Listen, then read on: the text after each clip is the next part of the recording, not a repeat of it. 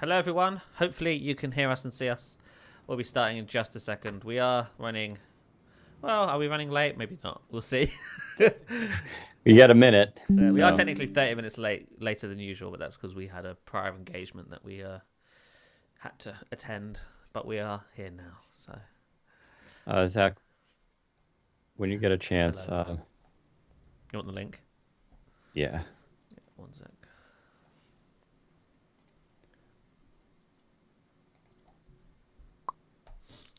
There you are. Right, that's that. Thank you. Pause that. Need to do a sound check because I forgot. Testing 1 2 3. Testing 1 2 3. Sounds fantastic. Are you all good for that Manscaped ad? Yeah, I'll wing it. Cool. I have the copy. Okay. But, yeah. Just let me unfortunately I was in guess what I was doing all day today, Zach? What was that? Meetings. Nice. Actually, it wasn't all day, but there's a bunch of other stuff too. All right, so let me copy paste the notes. And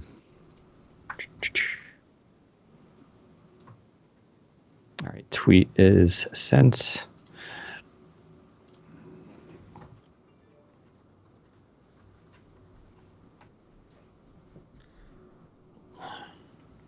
I checked my phone like, oh, I got a new tweet, and it was.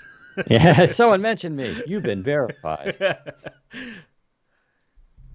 All right, bring up my voice recorder. No, not voice access. Every time.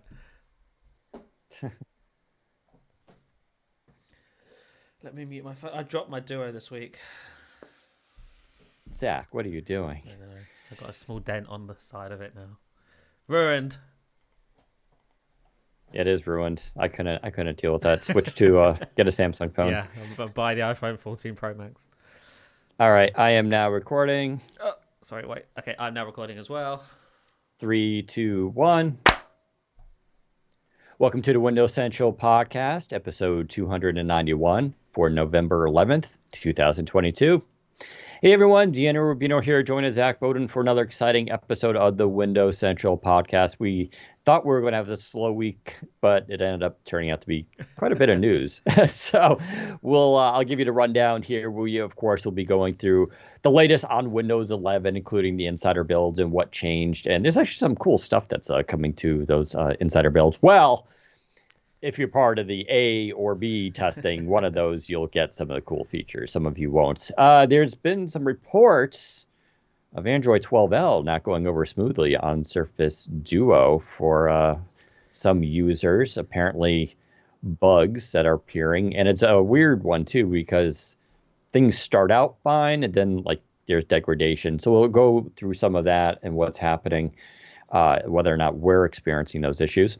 Surface Pro 9 got a really good repairability score from iFixit. Probably not too surprising, as this has been a focus for Microsoft for the last couple Surfaces, but we'll kind of break down that. Even I haven't read that story yet. Microsoft Adaptive Accessories. Zach got his hands on those this week, so he'll explain about that.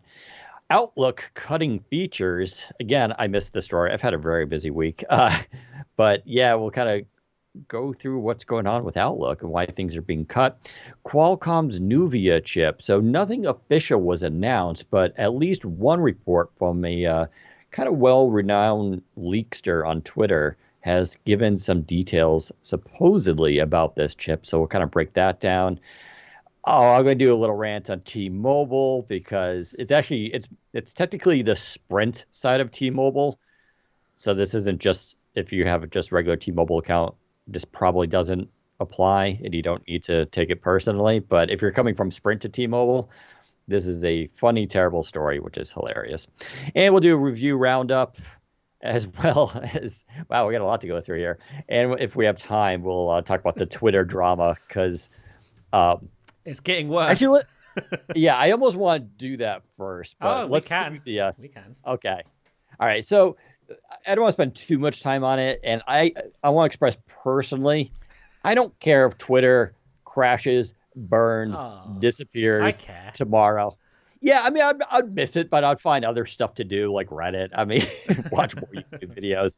Like, I mean, it is nice. Like, it does serve a valuable function in the world, which is what's weird about Twitter because it doesn't have many users. Was it like 230 million or something like that? Yeah. It's one of the smallest of the social networks, but it's one of the most influential because it's where all the brands are, where the news outlets are, where the politicians are.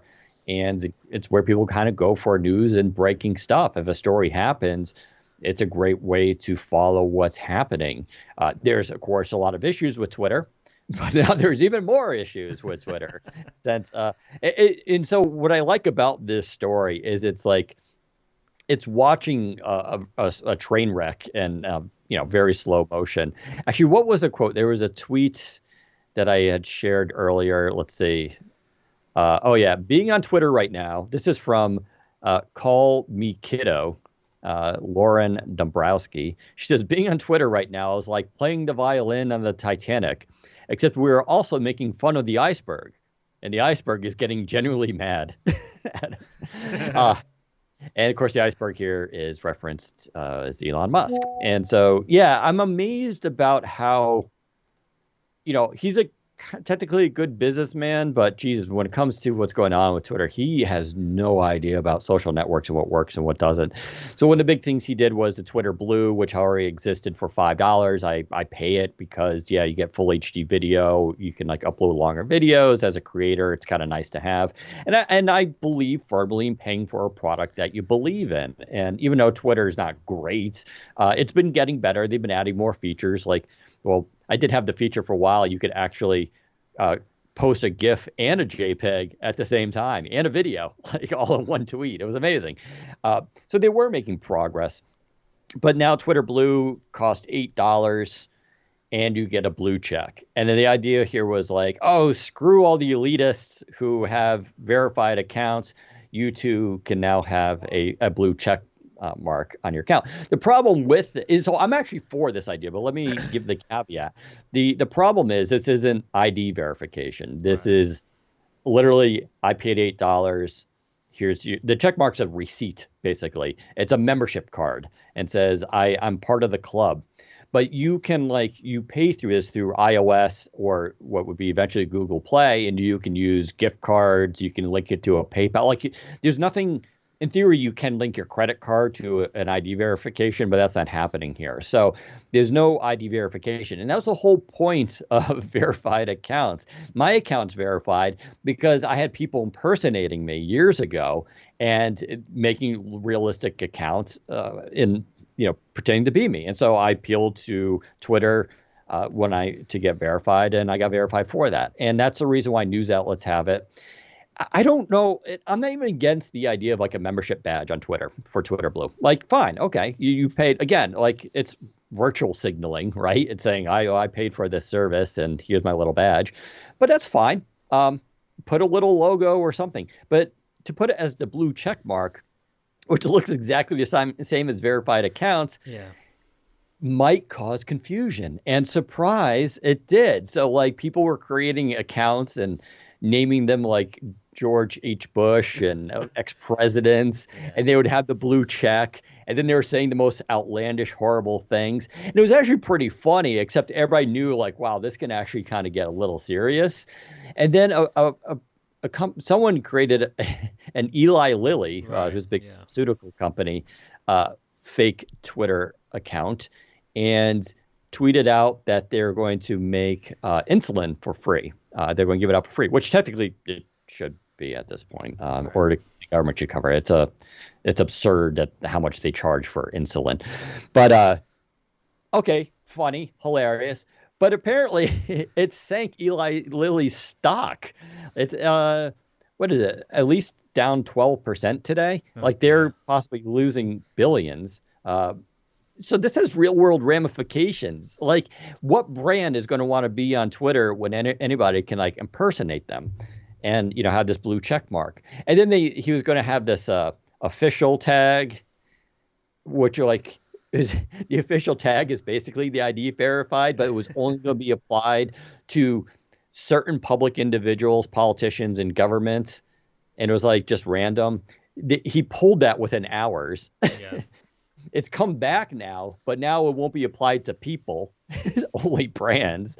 The problem with all this is it just feels like they're trying everything, but they're all bad ideas. Yeah. This is what I think should happen, right? Again, Twitter Blue, fine. Make a subscription service where you offer more features, beta features, early things, add tiers to it, let us pay for it. Fine, raise revenue that way. Regarding the blue check thing and verified accounts, I'm not for, I think everybody who wants to get verified should be able to get verified. Yeah. And there is, automated software out there that you upload your license, a picture of it, and through AI and machine learning, you can look this up. Just type in automated ID verification in Google or Bing, and you'll see a bunch of companies do this. I've used it before. If you want to open a crypto account, bank account, or buy a SIM or eSIM for certain countries, you have to do this. And within minutes, like you send it, you upload the photo. It could be your passport, a state license, or a state ID. Within minutes, the system will verify you. And that's all that's needed. So Twitter would need to pay for that. So just pass the cost on to the consumer. Oh, you want a verified account with the extra blue check? $25 one-time fee. Yeah, it's expensive, but they would recoup the cost, raise money, which they desperately need. And people who really want to be verified can be verified. And heck, add a $2 every year to maintain it surcharge, right? This would solve every problem.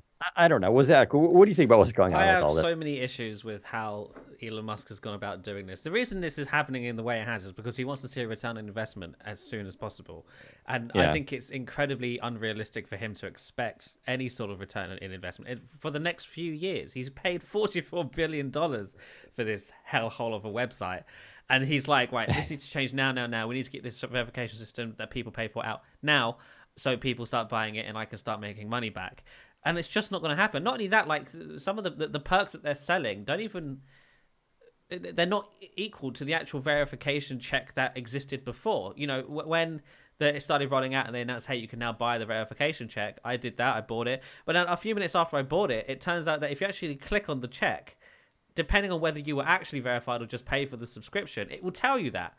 So instantly, that the point of it is, for me anyway, it is diminished. It doesn't make sense for that to be a feature now, because it tells you whether you're actually truly verified or you just paid for the subscription. Additionally, that $8 subscription for now only includes the verification check, but they've been saying that this will have more in addition to the standard subscription soon, including priority in replies and normal tweets and search results stuff, which is super important for anybody who has a following or is trying to make a name for themselves on the platform in a specific field. So in weird ways, that higher price subscription is almost mandatory, but at the same time it gives you a badge that tells everybody you're an idiot for paying that subscription. So it's kind of playing against the point of it. If the verification check just said the same thing as the other one, then I think it would make more sense for people who want to use it legitimately. But for people who, like me, who want to use that legitimately, the fact that it tells you that you're not actually verified or wasn't truly verified, then I don't see the point in it anymore. And so I'm probably not going to hang on to it. And then there's also I guess half the reason why they did it this way is because they wanted to combat that the parody thing, the impersonation thing, and it doesn't really matter because people can easily click on that verification check to see if it was subscribed or not, but that you can't do that in a screenshot. All of these the sort of viral images I've seen of these tweets from these fake accounts who are faking these companies and whatnot have been via screenshots. So I can't click on that verification badge and see whether they're real or not. It's just the screenshot. So the damage is already done regardless of what that check is saying, because no one's able to click it. Sorry to interrupt you. I think you're on the wrong mic. I'm not on the wrong mic on it might be just for Skype, but that's fine. I'll change it in a second. Okay. But yeah, I just think this is all wrong, and Elon's pushing this too hard, too fast. It should have been genuine verification, and I'm sure some people have told him that internally, and he went, okay, but can I get that out by next week? No, this will take a few months. Well, then I don't want it. That's basically the conversation I imagine happened there, and so everything's moving as quickly as possible for him, and he wants everything to be done as soon as it can. He's fired like half the workforce. A bunch of top executives at the company left yesterday because they are just listening to him and they're going, "This is impossible. This is insane. You are going to ride this company into the ground." Apparently, Elon Musk was quoted in a meeting saying, bankruptcy is a likely possibility for us at this point. Like, he's just come in there and he has wreaked havoc on everything, every department, everyone. I'm sure all the employees there are just kind of feeling demoted, don't want to work there anymore. So I'm expecting more departures if just over time at this point.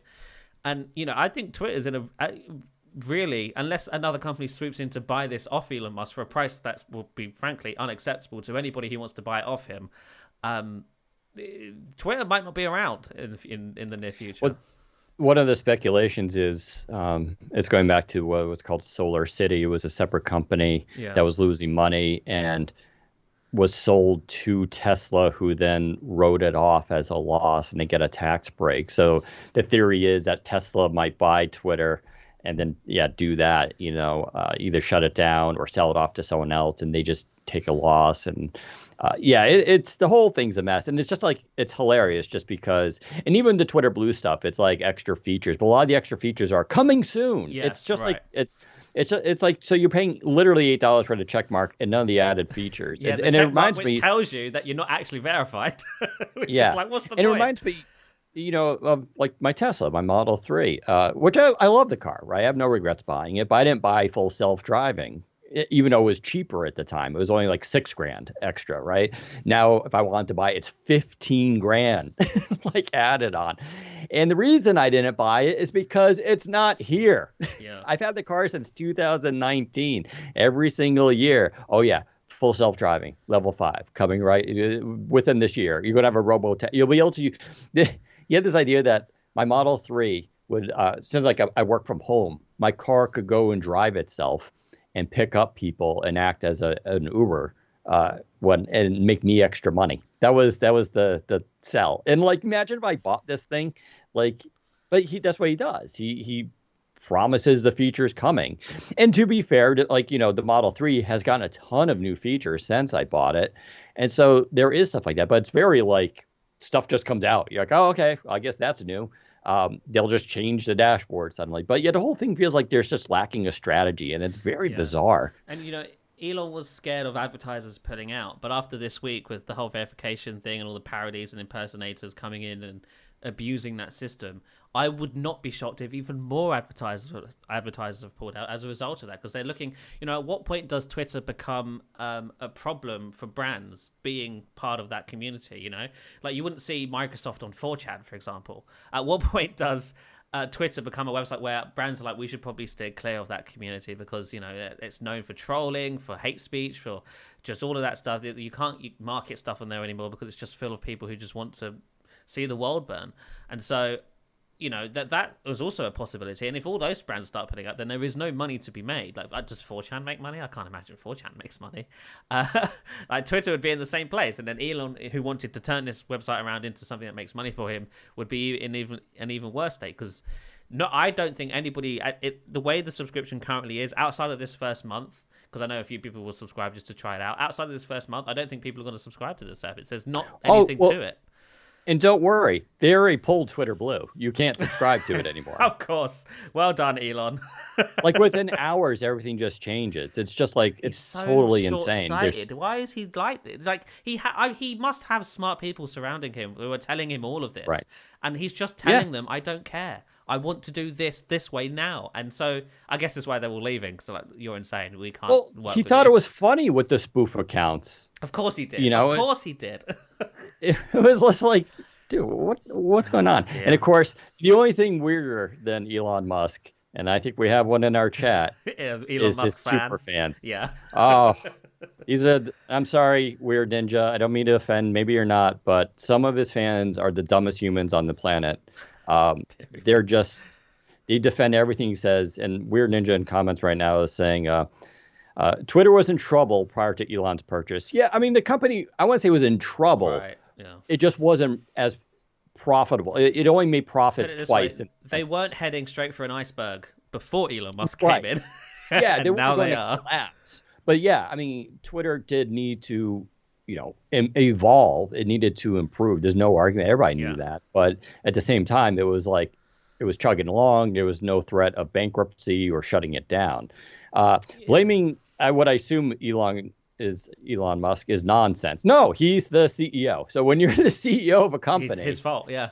it's his fault. No, it's his fault. He bought the company. It's 100% his fault. Cheap shorting Elon is nonsense. And I think the evidence speaks for the product.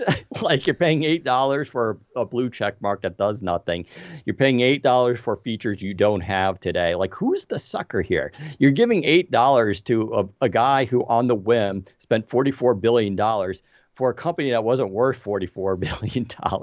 And now he's desperately trying to get money back. Like you have to be like, I'm sorry, this is just like, you have to be a sucker to kind of keep. I'll say we should probably move on from this, but just real quick, just to sign this story off. I will say that Elon Musk, if he had a more level head, because it makes, I think Twitter would be better if it was a private company owned by an individual or group of people who could make these sort of decisions, but sensibly. Like if I kind of agree with half the stuff he kind of wants Twitter to become, but the way he's going about implementing all of these changes is just too fast, too quick, and without all the proper safety and support systems in place for it to be a viable path for him to go down.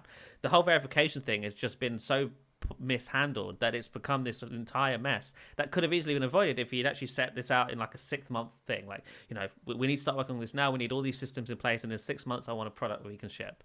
That would have made so much more sense. Right. But he was like, hey, I came in last week. This week I want you to work on this for launch next week.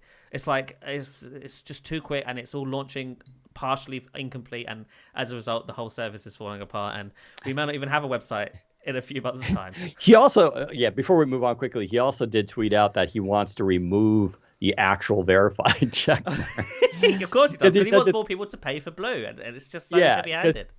He says the system was corrupt, and maybe there were some people who paid for it or got it the wrong way, maybe, but like obviously this is just another attempt to get money out of people. I mean it's he's just destroying the whole thing. Anyway, let's move on to Windows 11, because it's a little bit less exciting. But what happened this week with the builds? There were some actually cool stuff that kind of came out. So features. So there was only a beta channel build this week. There was no dev channel build. So I think dev is technically behind in regards to some of these features at this point. So if you're in the beta ring, congratulations, you have new features first. And most of those features are in the task manager. So build 22623.891. If you are running that build now, you can open the task manager and you'll find a couple of additional things in there, starting with a search bar.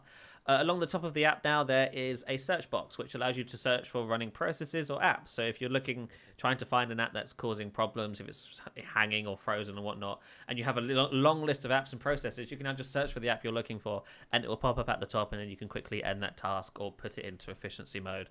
So that's a really nice addition. They've also added theme support. So currently right now in the shipping build of Task Manager, the app will just apply a theme based on your system theme. So if you're using dark mode in Windows, it will be dark mode in Task Manager. If you're using light mode in Windows, it will be light mode in Task Manager. But now you can actually jump in there and change that individually, so you can have dark mode Windows and a light mode Task Manager if you'd like, or vice versa. And there's also the ability to now, this has always been a thing, but they've also updated the UI so that selecting columns and enabling efficiency mode and stuff will use Windows 11 designs, which is pretty cool.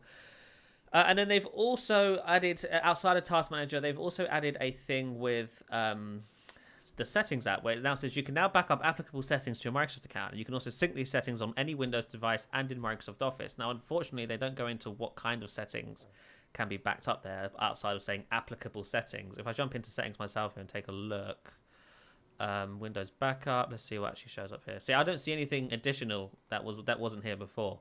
For those of you who are wondering, in here currently, and this was the case before, is accessibility settings, passwords, language preferences, and other Windows settings. So it's very vague, and I'm not entirely sure which of those is tied to Microsoft Office. But there you are. They've said that more settings will be backed up to your Microsoft account now. And I think that's basically all the noticeable changes to Task Manager. Was that the only build this week? I think it was, Yeah. I believe so. Yeah, that is. Yeah, so that's it. Still, I mean, I like the full screen widgets thing. People are also talk about that was last week, but yeah. Yeah, in the comments about the search pill rolling out, which I did get on Right. one of my devices Yeah, I've too. seen that too. I hate that so much. It looks terrible. I turned it off. I was like, no, I'm not doing that. Goodbye search button. I'm fine with it, but The I can reason I hate it understand. is because it's an odd shape compared to all the other buttons. It's not the same height as all the other buttons, and it's not the same width. So it just looks really out of place. And it's not even a real search bar. It's a button still. So why I don't see the point. It's because they want to increase usage of that button, and so they're making it bigger and more noticeable on the taskbar. So I turned it Yeah, off. fair criticisms. I'll just say I still like it better than the magnifying glass. We disagree there. Like I like the idea of like you used to be able to do that in a day, right? Just put the Windows search bar and Yeah, but it was into an the. actual search bar. Like you actually typed I into agree. it, and you Like don't. That that's what I doesn't said. happen now. That's what I'm saying. Your criticisms are valid. I just like the idea of this if they could just take it a little bit further. Yeah. But yeah, you're right. I mean, it does need to be fixed right now. So yeah, maybe they will. Maybe they have plans to fix it. Who knows? But they're like Elon Musk. They're just promising features later. It'll get better later on at some point. All right, so that's it for Windows 11, I suppose. Now the next story is a little bit interesting. So although we were, talking about the praise of Android 12L on Surface Duo, things have happened since then. People started getting Yeah. bugs, and it seems to be it's kind of weird. Not everybody has them. Some people have speculated it's not on the international versions, whereas those in the US might have a problem. And so there's a couple threads going on, people documenting things, and then Scary of Literal, aka Shane, has a video that's really good, kind of going through it. And for him, it was so bad. He actually took a SIM out. He Yeah. just couldn't the device, and he even he did a lot of experiments. Like he would reset the phone because that's the first thing, right? Well, have you tried resetting the phone? Oh yeah, no, he tried resetting I think a couple times, and he tried out installing specific software that would come in the ROM and not installing certain things, and he was still kind of getting into it. So there is I think I know one bug I have definitely seen, and it's a big one. Mm-hmm. Well, it depends. Actually, the big one is it affects phone calls coming in, Right. and I would say that's the primary function of any smartphone. Although technically on Surface Duo, it's not. At least not for me. I don't get a lot of phone calls, but I have seen this happen where like I hang up the call and then Yes. but the call thing is still running. Yeah, that's less of a game-stopping bug than the one where the phone call doesn't come in at all. Come in, Yeah. right? That's a problem, So I think. yeah, sometimes people's alarms aren't coming in, notifications aren't coming in. It looks like something gets stuck Yeah. in the system, and it gets like almost like a pipe, and there's just like stuff clogs it up, and it doesn't get through. And then like if you reboot the phone, all of a sudden like your notifications, everything will come through. So ironically, I haven't had any issues, but in the last couple of days anyway, I did put my SIM into the Pixel 7 just because what was I doing? I was doing something. I just started using the phone a little bit more. Oh, I took the case off of it and started going the Zach style without a case, which I still feel super dangerous. I do have finally the Google case coming for it, but but it's a beautiful phone. Like I really do like the Pixel 7, not the Pro, but the Pixel 7 I think is a really well done phone. And so I was just kind of playing around with that a bit. So but I do have the Duo 2 here charged and ready to go. I don't know. It still feels fine to me. Like I said, I've not really had any of those bugs. The only issue Yeah. I've seen is some animation stuttering here and there. But I think that's just because of unoptimized blur effects and whatnot. But other than that, right. I've had no like groundbreaking game stopping bugs like the system tray or the status bar freezing and all of that other stuff. Like I'm still using the phone just fine. Notifications are coming in, the time isn't freezing, everything all of the normal stuff is still working. So it's not a universal issue, but there are certainly a vocal group of people on the internet and Reddit and stuff who are saying, yep, my device is basically unusable now. And it's really interesting that that's only happening for some people. Now, originally, I thought that maybe it was an issue with the US firmware, but Dan's experience hasn't been too bad. And a few people in the UK have said, oh, yeah, no, mine's unusable as well. Whereas mine, I have two Duos here. They've been completely fine. So I'm not sure what's causing it. Maybe it's carrier related. I don't know. But I'm sure Microsoft, certainly Microsoft have heard the complaints and are probably investigating. But yeah, for now we can just sort of keep an eye on this and see where this goes. I saw a few people saying, this is worse than the Duo 1 was on Android 10. And that may be true. I can't speak to it because my Duo has been great. But well, Shane Craig is in comments, and he noted 30% of the 500 plus people I polled had more bugs and issues than before 12L. That's not insignificant, right? That's a pretty big group. And as we just said, missing notifications and phone calls. Yeah, that's big. It would be. Yeah, that's like, and I think that's why. If that was an issue on the newest iPhone, that would be headline news. So, but he also says 50% reported fewer bugs. So right, that's what is so weird, right? Because some people are having such a terrible experience, whereas on the other side of the fence, it's like, oh, this is the best release they've ever done, and it's no one seems to know why that happens. Some people were saying, the first few days it's fine, and then all hell breaks loose and things just start breaking down. I've been using this update for a while now, and since it came out at the very least, and no problems. Like, how long's it been out for now? 2 days? 2 weeks? 3 weeks? It's been perfectly fine. So yeah, who knows what's causing that, and hopefully Microsoft are able to sort of get that fixed. I assume we won't start seeing fixes for that until, I guess, December or maybe January, because I don't know, they might take December off again, who knows, because the November update would have been solidified probably by now. So yeah. Oh, really? So I was going. What they usually do have like the first update kind of comes out, and it's bug fixed. Because I think that they have to have a running list already of things they knew. The next update will likely include fixes that they were already tracking internally from before Android 12 came out. But if this status bar issue and whatnot was off their radar, then we probably won't see fixes for it until the update after the one coming, which could be December, could be January, because again, like I said, we don't know if they're going to take December off. But it's a real shame that this is happening for some people, but it's not happening to everybody. So if you do have a Duo lying around, or if you were interested in picking one up, I would still recommend picking one up and giving it a try. If it does end up being a super buggy experience, then you can always return it, assuming you buy from somewhere that allows that. Right. Plus, I'm pretty sure this stuff will get solved. Shane also notes, I sideloaded 12L and reset again.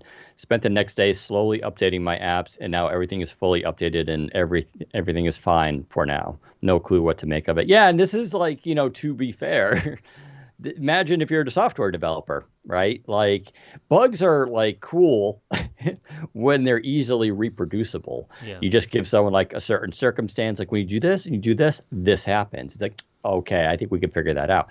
But when it's seemingly random and everybody has different experiences, that's almost why these bugs happen, right? It's sort of like it's tough to figure out. And they're not that experienced with Android, and Android 12L is new. And, Android 12 had a rough launch. I don't know if people followed it, but Android 12 was pretty rough too. And they had to delay an update, and there was stuff going on there. So there's probably a lot of moving parts here, but luckily not a lot of people bought Surface Duo. So, but yeah, hopefully this will get fixed. We'll track the story. I wouldn't be surprised if there's an update coming out. I don't know, maybe by the end of the month. We'll see. Yeah.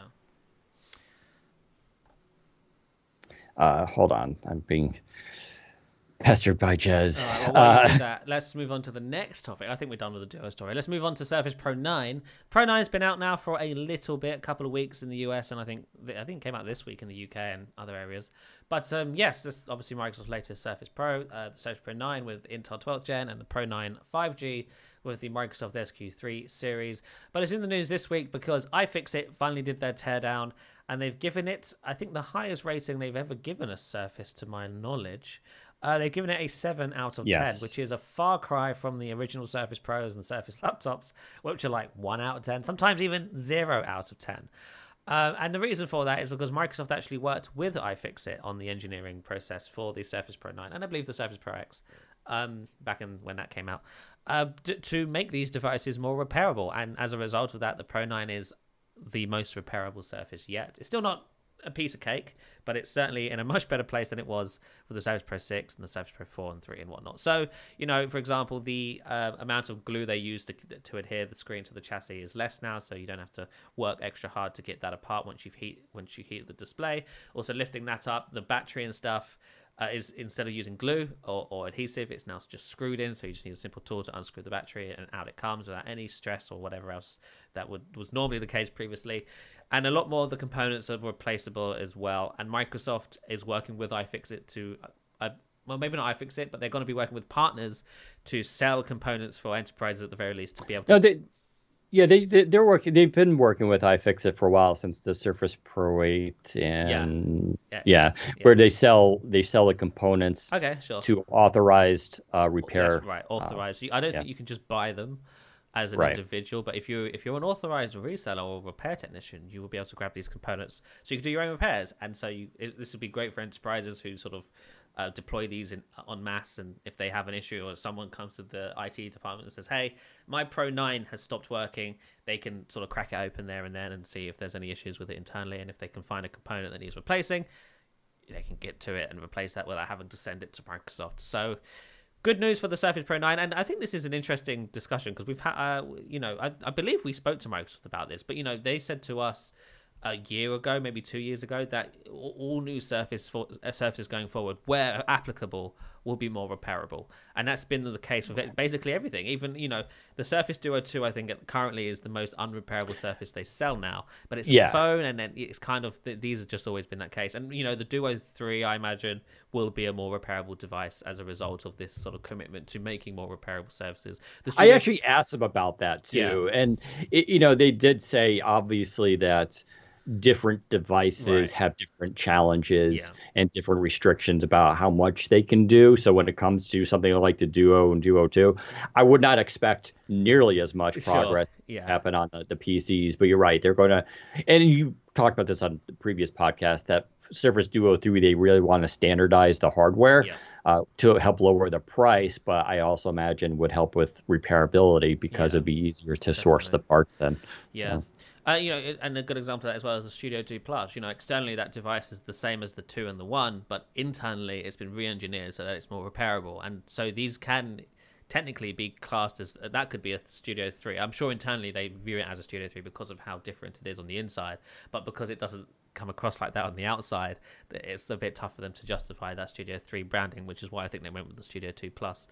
So the Surface line is slowly but surely creeping towards being more repairable. And, hopefully at some point they get to a point where they can actually sell the components to individual customers, not just authorized partners.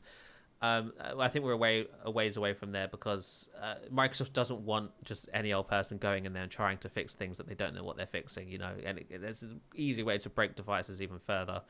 Apple only just got around to doing this with their iPhone, maybe the iPad. I can't remember if they do the Macs, but they now have the whole repair kit, which you can order from Apple or rent it from them. It's like this massive 3-case 80 pounds or something like that. It costs crazy. It weighs more carbon shipping it to you and back than because that was a factor in Microsoft's repairability, was they were actually taking into account carbon neutrality and all that kind of stuff, where is it easier for you to go to drive to a repair shop, mail it in? And I forgot what the results are. We have an article on it, but it's like there's differences in terms of the carbon emissions used for one of those where it's actually cheaper. And they take that like that, whereas I think Apple is just like, we're going to ship you 90 pounds back and forth to repair. I don't know. It's kind of crazy. Yeah.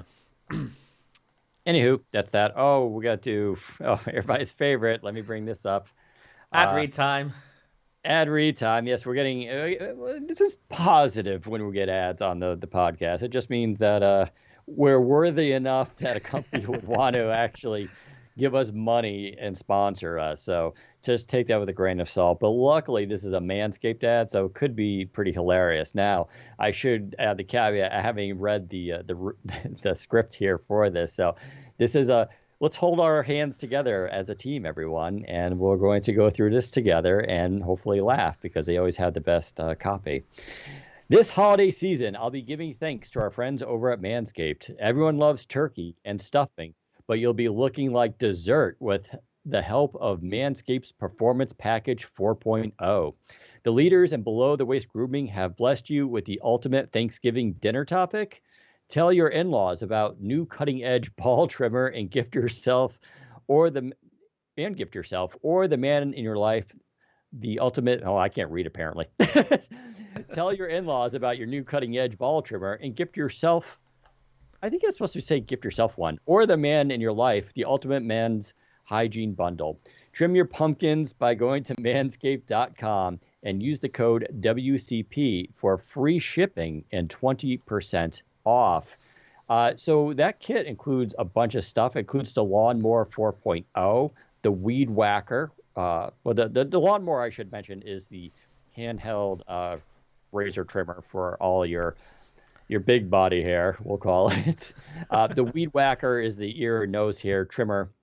And you also get things like the Crop Preserver, which is deodorant for your downstairs, Crop Reviver toner, Performance Boxer briefs, which are very comfortable, and you should definitely get their underwear, and a travel bag to hold your goodies. I actually have that travel bag, and I use it now when when I travel, because I do have a lot of stuff to carry with me.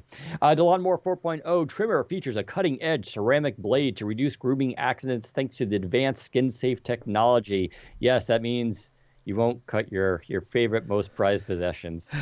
It also gives you the ability to turn the 4000K LED spotlight on and off when needed for more precise shave. Plus, it's waterproof. Yeah, so you can use this in the shower, which is very convenient. And if you're living with someone else, I always advise shaving in the shower, unless you're going to vacuum up right away. As far as the light is good, but I do kind of wonder how dark is your shower that you're LED lights. Or do you just shave in the dark because you're just so repulsed by your own body? But you have options. And listen, options are good. I don't judge. The Performance Package 4.0 also includes the Weed Whacker to chop your worst weeds up in top of your nose and ear. The nose and ear trimmer has a 9,000 RPM motor-powered 360-degree rotary dual-blade system to provide proprietary skin-safe technology, which helps prevent nicks, snags, and tugs in those delicate holes. Yes, shave your holes, people. I'll say it again. Trimming your nose hair is super crucial in life, guys. Please don't be that guy who has nose hairs coming out of his nose, because as soon as someone sees it, it's all they're going to think about and stare at. At least that's how I am when I see people with it. Also, and let's just talk about logistics here, or like, I don't know, the pragmatism. So when you have like long nose hairs and they're coming out of your nose and they're visible, it's also why your nose is super itchy. So if you always see someone like scratching their nose, it's because they have nose hairs and they need. If you cut them, you're not going to have an itchy nose. So it makes your life better. I will also say, if you have a lot of nose hair, you'll breathe better at night too, because you just have there's less stuff going away. Also, don't trim too short. Okay, go ahead. I was say also keep an eye out for your ears. Ears can get hairy too, and that's always one people miss. But keep an eye out for your ears. I'm trying to get to that age where I'm, I got my hair cut yesterday, and I mentioned this before. Before I get a haircut, I go over my ears, make sure my nose, and because I got a female hair cutter, and she's close to me. I don't want to be now. Don't worry, she's not straight, so technically she would never be attracted to me.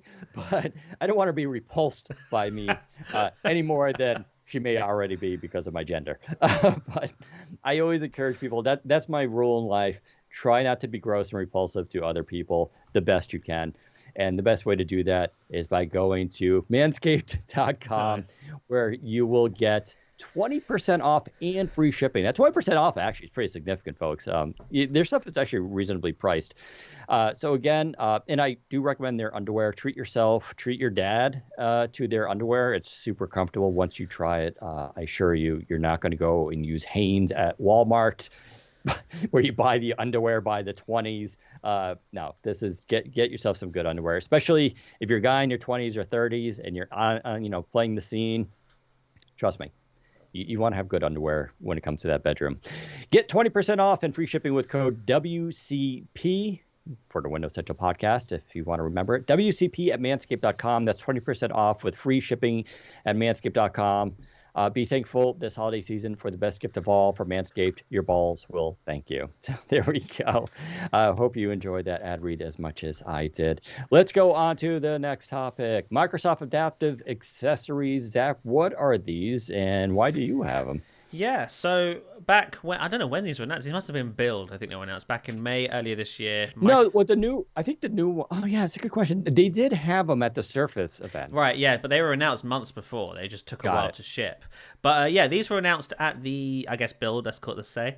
These are a bunch of accessories that Microsoft unveiled that are designed to help those who are less able use computers. You know, there are a bunch of different peripherals, essentially, that can be used in many different ways. They can be designed in many different ways. They can be built upon in many different ways to create experiences for people who may not be able to just use a normal keyboard and mouse or any other normal external accessory.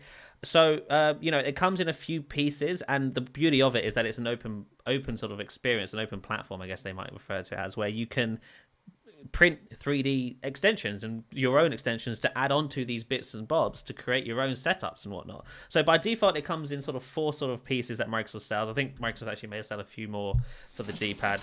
We'll get into it, but there's sort of the main star of the show here is this sort of tiny adaptive mouse. It's a little square here, and Microsoft also sells a mouse tail, which they've designed themselves, which again is like a 3D printed piece of plastic. But what it does is you can detach the sort of back of the adaptive mouse here. If you're watching the video, you can see that. And then you can plug in or connect this 3D printed extension like so. And now I have a pretty nifty normal sort of mouse looking thing, right? And we have a sort of thumb rest here, which can be changed. If you're left-handed, for example, you can take this off and it comes apart. You can switch it around, and it's now a left-handed mouse. You can go into the Microsoft Accessories app and switch those buttons so it makes more sense for left-handed people, which is pretty cool. But again, you can 3D print your own accessories, so you can have all sorts of things here. You can have one a mouse tail that's even longer, one that goes higher, one that's a bit flatter. You name it, you can design it in your own way. You can have one with maybe a handle at the top, so you can use it like that if you wanted to, which is pretty awesome. In addition to that, we also have the adaptive button. Now, this is a sort of D-pad, similar to, say, the D-pad on the Xbox Elite controller. It has sort of 4-way plus these sort of diagonal buttons as well. And this is essentially a programmable keyboard switcher. So, for example, using, again, the Microsoft Accessories app, we can program this top button to, if I click on it, it can open, say, Calculator, or it can do a certain command that I've programmed within the Accessories app. And it can also work with holding. So if I hold the button instead, I can make it do a completely different task. And that's the case for all of these buttons on here. There are 3, 6, 9 buttons there, or maybe, 9 buttons, which all can be programmed and configured to do different things. And this connects directly to this thing, which is the adaptive hub. And what's great about this is that you can connect a whole bunch of different peripherals to this device, not including the mouse. The mouse connects to Bluetooth directly to a PC, but everything else, all the buttons and whatnot, connects to this. And you can switch this hub between a bunch of different PCs with a click of a button, and all of the accessories will switch with it. So that's pretty nice. In addition to that, it has 3 USB ports on the front there. It has 5 3.5mm jacks on the back, which these are the same jacks you find on the Xbox adaptive controller. And these are for assistive accessories and technologies. You can plug straight in and program them through here. And we've also got a profile switcher, so you can actually make it so the things connected to it do different things depending on the profile you have enabled. And again, this is all for, it's all designed for people who may be less able to create setups and experiences that works best for them, makes them most comfortable. A setting that on this mouse, this adaptive mouse, which I've never seen before on any other mouse, is an angle slider. And what that does, which I didn't know what it does when I was testing out for the first time, but once I started messing around with it, I realized what it was. But you can essentially change the angle, the position that the laser is pointed virtually. So for example, you move your mouse up and the cursor goes up. You can actually change it so if you moved your mouse up, the cursor would go sideways. And that's handy for those who may be holding the mouse, or if they've designed an extension for this puck that makes it so the mouse now has to be inserted, say, sideways or from the top down. That stuff can help with sort of making it so that the mouse actually still works as intended, even though you're using it in a different angle, which you normally wouldn't be. So yeah, this is all fantastic stuff. And like I said, this D-pad here can be swapped out for another sort of top if you want. So you can have maybe a joystick in there or some other thing entirely that you've designed and printed off yourself. Simply twist it and pull it off, and then you can add your own one there, which works pretty nicely. So this stuff is awesome, and it's also not expensive. Like, I believe the adaptive hub is at most $50. I'm not entirely sure what the pricing is exactly, but none of these are more than $50 if I remember correctly. They're all super cheap, and so yeah, it's pretty awesome. I've actually been using this mouse for the last few days, and I really like it. It's a really nice mouse. The clicks are very satisfying, if you can hear that. Like, there's nice sounding clicks and all. It does feel very plasticky, but that's kind of the point, right? So it's designed so that you can 3D print things, and 3D printing works best when you're printing plastic. So yeah, that's all designed to be plastic and whatnot. But it's really nice, and I've been really enjoying my experience with it. So yeah, I will have an unboxing video and sort of hands-on of these stuff on these accessories up on the YouTube channel next week. And yeah, it's really awesome that Microsoft is sort of diving more and more into assistive technologies, because they started this with the Xbox adaptive controller, which I think was the sort of beacon for the company, for Microsoft as a company, to be like, oh, we should probably do more of that, because the adaptive controller was a huge success. And even the packaging here for the controller, and indeed this stuff, is all designed so it's super easy. You can mostly do it with one hand, and so that's pretty awesome.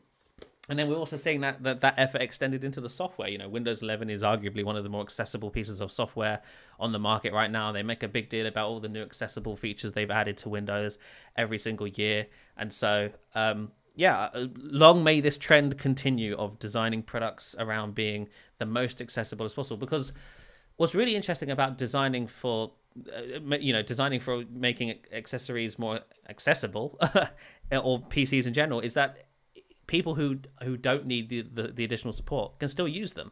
So it benefits everybody. It doesn't just benefit people who may be less able. It benefits people who are fully able, because I can still use this mouse, I can still use this D-pad, I could program this D-pad myself to switch scenes in XSplit, for example, if I wanted to do that.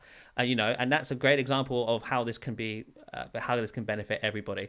And also another example is, I can't remember who I was speaking to who said this to me, but it's a great point, is that there comes a point in our life where all of us are sort of need a hand. You may be walking down a hallway, for example, and there's a set of closed doors. You have 2 coffees in 2 hands. You no longer have hands to be able to open that door. That is a moment where assistive or accessible design is important to you as somebody who normally doesn't need that sort of help. If that door is on an open hinge and you can use your feet to open it, brilliant, there you go. So that's why it's super important to design everything as much as we can for assistive and accessible people in mind. And so that's pretty awesome, and I'm super excited and happy about these accessories, and can't wait to see where they take it, because again, it's an open platform. You can create wild accessories with this stuff, so it's pretty cool. You're muted, Dan. That's because my dog had her squeaky toy. Sure. Now she's with the cat toy, which she shouldn't be having, and I just pray she doesn't swallow it. But I was going to say, technology is getting good. It's nice to see, accessibility for this technology also getting more widespread and more variety out there. So it's always nice to see that. And yeah, Microsoft is definitely way ahead of everybody when it comes to this stuff, and it's it's a nice gesture, because as we've said previously, you never know when this could happen to you. That's why I don't ride a motorcycle anymore, by the way. But when I turned 30, I got a motorcycle. I was like, oh, because I can just buy one now and just do it. And I was a little reckless, and of course I had accidents, because every motorcyclist does. But now, like in my 40s, I'm like, I'm not touching a motorcycle, because if I don't die, I don't want to be maimed, and but if I am, at least Microsoft's got my back, and I work for the best site for covering that. But always good stuff. What is this story about Outlook cutting features? Whoa, what's being cut? They're getting rid of email? That would be news, yeah. So Microsoft announced this week, give me 1 second to find it. The article was on the homepage earlier, and now it's not. There it is. Okay. So Microsoft announced this week that they are planning to remove a couple of features that would affect the functionality of Outlook and OneDrive. Microsoft 365 subscribers will no longer be able to have a personalized email address attached to their Outlook.com inbox. So for those who didn't know, there used to be a thing called Outlook Premium, which I think was sort of rolled into Microsoft 365. But what it allowed you to do is, disable ads. So Outlook.com no longer had any ads. But in addition to that, it allowed you to tie a personalized domain to your Outlook and use the domain as an email address. So for example, if I own zachbowden.com, which I do, and I had and I wanted to use that as an email, I could tie that to my Outlook and create contact@zachbowden.com, which would then be powered by Outlooks.com backend. So that was pretty cool. I need to sneeze. I'm so sorry. Okay, it went away. Of course it did. So that was rolled into Microsoft 365, and now Microsoft is saying that feature will be going away soon. In addition to that, Outlook attachments will soon count towards your OneDrive storage. So up until now, that wasn't the case. If you look at your Outlook.com, if you're using the free Outlook, I think you get I don't remember how much it is. It's not a lot of storage, but it was sort of siloed from your OneDrive. So you could fill up your entire OneDrive, yep, and your Outlook would be unaffected, and vice versa. You could fill up your Outlook and your OneDrive would be unaffected. That is no longer the case, or it won't be starting very soon. So your Outlook attachments will count towards your OneDrive storage. So if you run out of OneDrive storage, you will no longer be able to receive attachments in Outlook and maybe even emails completely, depending on how big the emails are, of course. And vice versa. If you run out of space in Outlook, you will no longer be able to sync files to your OneDrive. Microsoft does say they will be adding at least 50 gigs of extra data of storage, to Outlook for 1 year to help people if they are sort of running at limit on OneDrive or vice versa. So that should help you out for a little while.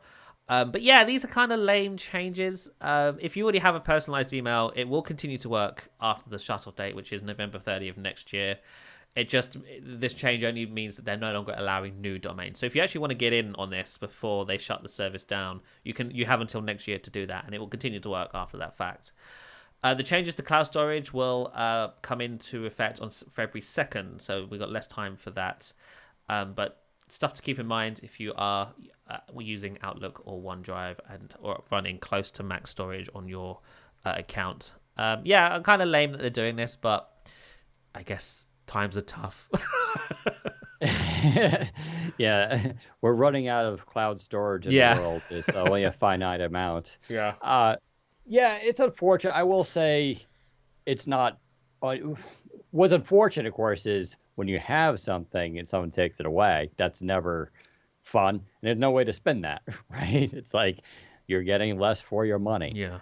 That said, what they're doing is on parity with, as far as I know, Apple and definitely Google. Sure.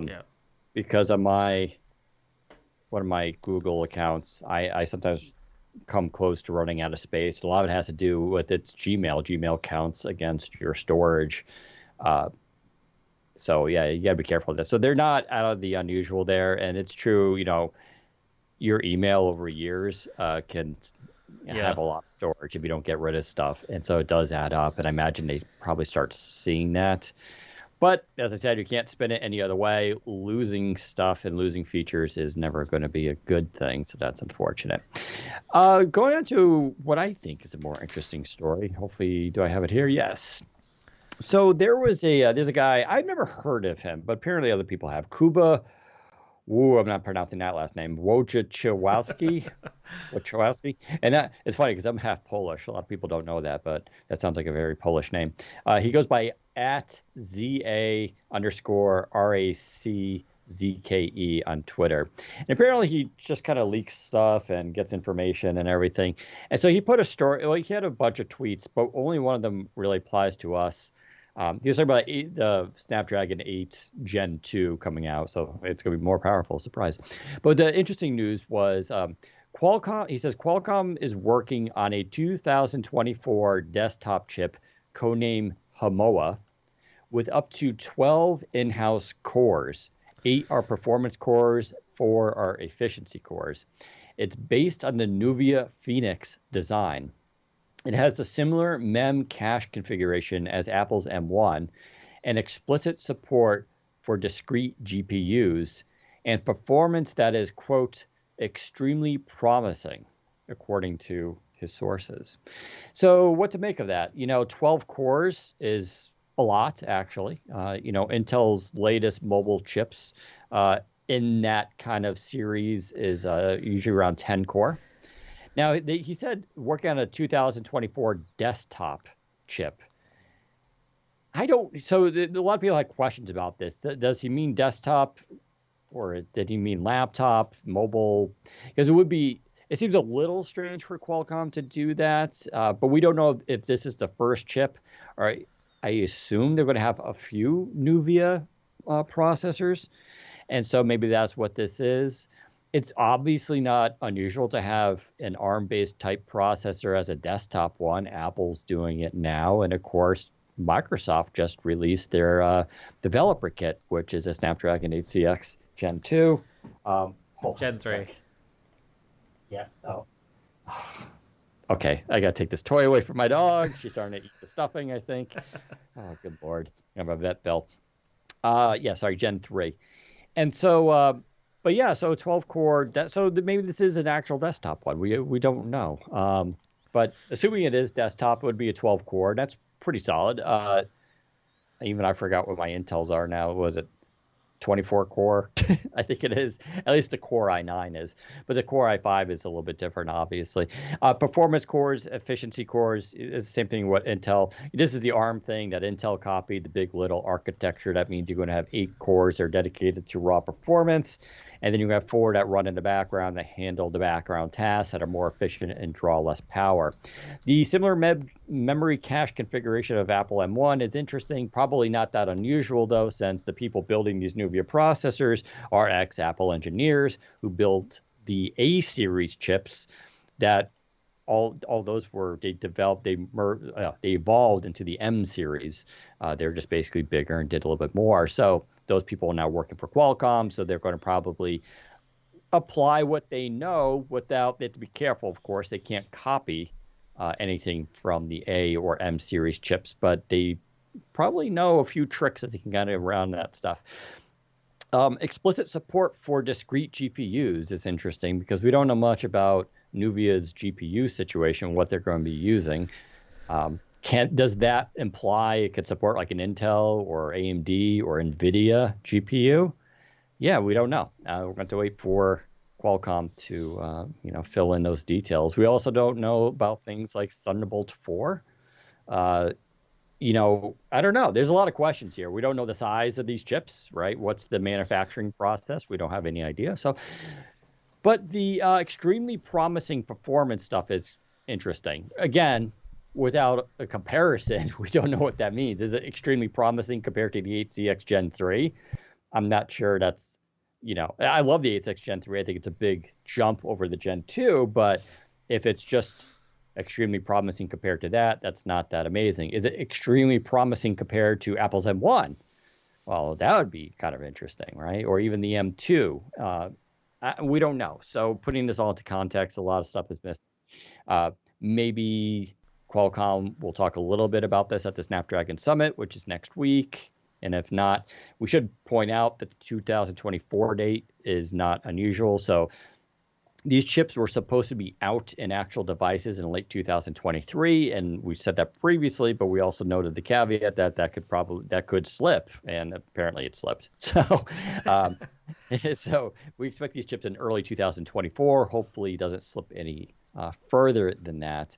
But Qualcomm did talk about recently how they're winning a lot of designs, which means a lot of OEMs seem interested in these chips more so than any other processor they've made yet for mobile compute, which means it seems like the companies are these HP, maybe Dell, Lenovo, one of these companies or all these companies are impressed with these processors can do. Lots riding on these chips, right? This is supposed to be the stuff that's going to actually compete against Apple that everybody's been waiting for. So, and I know, well, by that point, they'll be on the M3. Yeah, I think it's a moving target that they're trying to hit. I don't think they're trying to hit like the M1. They're trying to make as powerful a processor as they can. But as I keep telling people, someone on Twitter the other day was saying, oh, they're taking so long to catch up. And I have to remind people that, I just mentioned the A series, which led to the M series. It took Apple a decade, literally a decade, to go from its first A series chip to the M1. 10 years. And people forget about that there because it seems like, oh, they just came out with a laptop chip. It's like, no, they've been making chips for a decade. And all that was scaling up to that moment to make the M1. So it's a little unfair to be like, Qualcomm needs to go faster. I mean, of course they do, but it's hard making chips, which is why no one else really makes chips out there. You have Samsung, you have MediaTek, Qualcomm, and Qualcomm and MediaTek technically don't really make the chips, right? They take the ARM designs and modify them and put their own stuff on there. Apple did design theirs, Samsung did design theirs, AMD, Intel designed theirs, but it's a hard process to do this. And so, no one said in 2016, come on, Apple, where's your ARM processor for laptops? Like what's taking them so long? No one said that. Everybody was complaining about the butterfly keyboard at that point. So, and how bad that was. But I mean, you could have made that same criticism. It's been 6 years since you released your own processor. Why can't you just put it in a laptop? So there you go. Hopefully you will hear more about that. We are kind of nearing the end of the podcast here. Only a couple things left. T-Mobile, I'm just going to give a quick rant about this. This is just kind of funny, and it goes to show you even I suffer from poor customer service experiences. So as I noted at the beginning of the podcast, this doesn't apply to straight up T-Mobile accounts. You're one of those and happy with your service, by all means. I don't blame you. I have had T-Mobile in the past and was always happy with them. This is because I had a Sprint account that then got bought by T-Mobile, right? And so my account had to merge with T-Mobile. And the reason I wanted to keep it for so long, this was way back on the Windows on ARM days when HP NVX2 had a deal where you can get a Sprint unlimited data for $15 a month. I was like, wow, that's a cool deal. At $15 is, it's not insignificant, but for someone who doesn't need data all the time but likes it on occasion, I can swing that. So I really want to keep that. And I used it forever. I just would drop it into all my devices, and that's why I used ARM all the time. So they got bought by T-Mobile, and T-Mobile was like, hey, you need to get a new SIM card because it's going to stop working. You need a 5G one, which is a weird thing, by the way. It's true, though, with a lot of carriers. If you want 5G, you have to get a new SIM card, which is strange, but true. So I was like, all right, send me a new one. And they sent it, and it didn't work in my devices, any of them.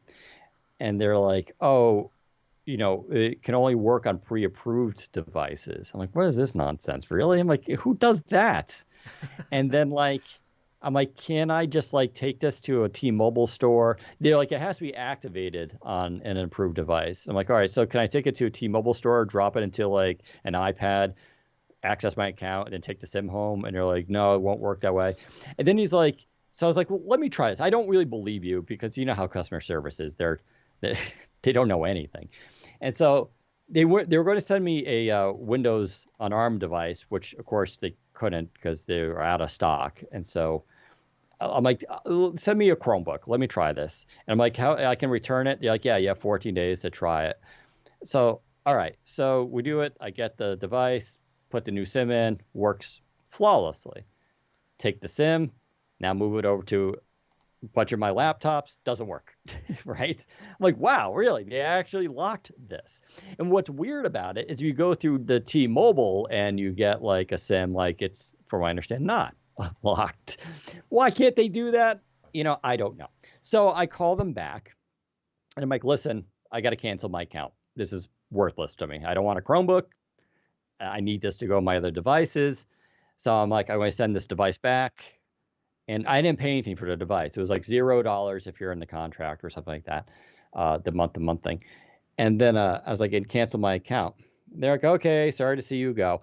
What's weird here, they could have upsold me or done something. They could have how about we cancel your account, you send it back, but then we set you up with a T-Mobile account where you won't have this problem. We can get you, because you can get something around the same price. I believe it's $15 a month through T-Mobile.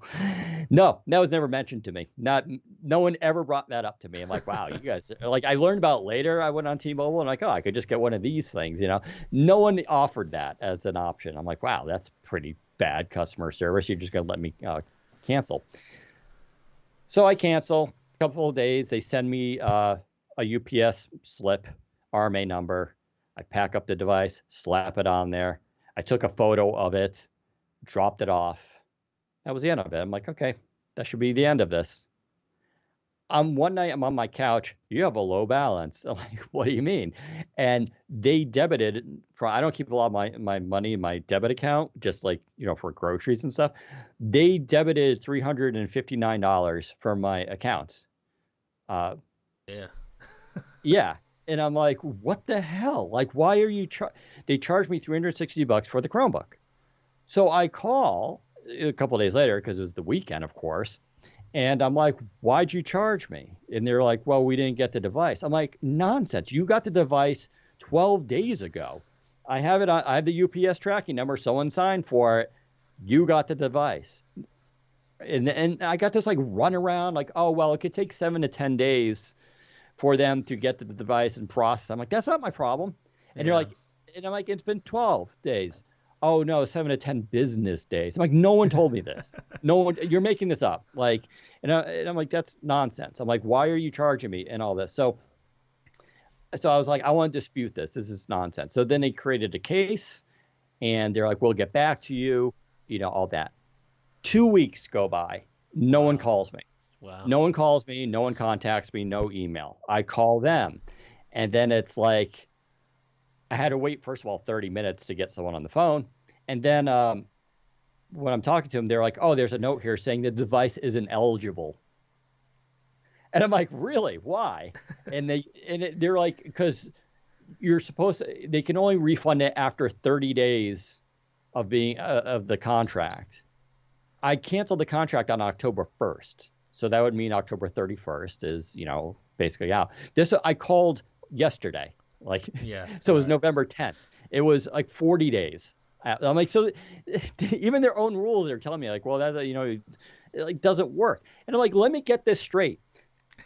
I sent you back a device. You got it on the 10th. 12 days later, you charged me the full price of it. And now I have to wait for a refund. Meanwhile, you're keeping the device and you're keeping my money. I'm like, send me back the laptop. It's mine. You have my property. Send it back. Yeah. And so I had to then I complained on Twitter, and then, he's verified, so we got to talk to him. So they talked to me, and they gave me the same runaround. I'm like, there's no other answer here except we're going to give you an immediate refund for your $360. Yeah, right. It's been 40 days. We have the device. You have no account with us. So I had to file a dispute with Bank of America. Yeah, and they're gonna that's probably the way to go. So, yeah. That's so annoying. Companies suck. I've never experienced this, believe it or not. Like with all the contracts and the Sims I've used, I've never had this issue before. I mean, it is absolutely absurd. Could you imagine you return something and then 12 days later they charge you full price for it, even though they have it? It's just like so you own the device and you took my money. Like, how is that normal? Oh, now you got to wait for it. Sorry. So we got to wait for the refund. I had a similar issue with Microsoft years ago. I can't remember what Surface it was. I bought a Surface, realized I didn't want it, sent it back. And they were like, cool. And then they received it. But then they charged me for it a few days after they'd received it. Because sometimes it can take a while for the actual charge to come through. And I was like, what the hell? So I called them up. They're like, oh, we're so sorry. Instantly sorted that out. There was no problem. So to see T-Mobile mess that up so badly is a real shame. But yeah, it comes to, I can't imagine Apple doing something like this. It just depends on the company. Right. Carrier companies are always kind of scummy when it comes to that sort of thing. So, yeah. Like these people had no explanation. I'm like, why did you even charge me in the first place? Yeah. Like, I did what you told me to. I returned the device in 14 days. Like, you gave me the RMA. You sent me the slip. Like, what's the issue here? I don't know. It's pretty crazy. So I guess I'll keep you guys posted on what happened with that. Sure. But I thought it was kind of a funny story. Yeah. Before we carry on, I do need to do the ExpressVPN ad. Which, sorry about that. Okay, I thought you were going to record that later. No worries. Okay. So, in addition to Manscaped, this week's episode of the Windows Central podcast is sponsored by ExpressVPN. You've heard us talk about how important it is to have a VPN before. Many podcasts in the past, we've had ExpressVPN sponsor us, and we've talked about how good they are. But choosing a VPN you trust is very, very important. Now, we like to do research on our sponsors, and we recommend ExpressVPN as one of the best VPNs on the market. That's because ExpressVPN doesn't log your activity online. Lots of cheap and free VPNs make money by selling your data to advertisers, but ExpressVPN doesn't do this. They even developed a technology called Trusted Server that makes their VPN servers incapable of storing any data at all. Also, speed. ExpressVPN uses something called Lightway, a new VPN protocol that they've developed to make user speeds faster than ever. I've tried a handful of VPNs in the past, and ExpressVPN is one of the best when it comes to streaming HD videos and whatnot without any buffering, which is really quite awesome. The last thing that really sets ExpressVPN apart is how easy it is to use. You don't need any technical skills to get it set up. Just fire up the app and tap one button to connect. That's it. Even your grandparents could do it. And it's not just me saying this. Loads of other sort of websites, Business Insider, The Verge, have said ExpressVPN is one of the best, if not the best VPN in the world.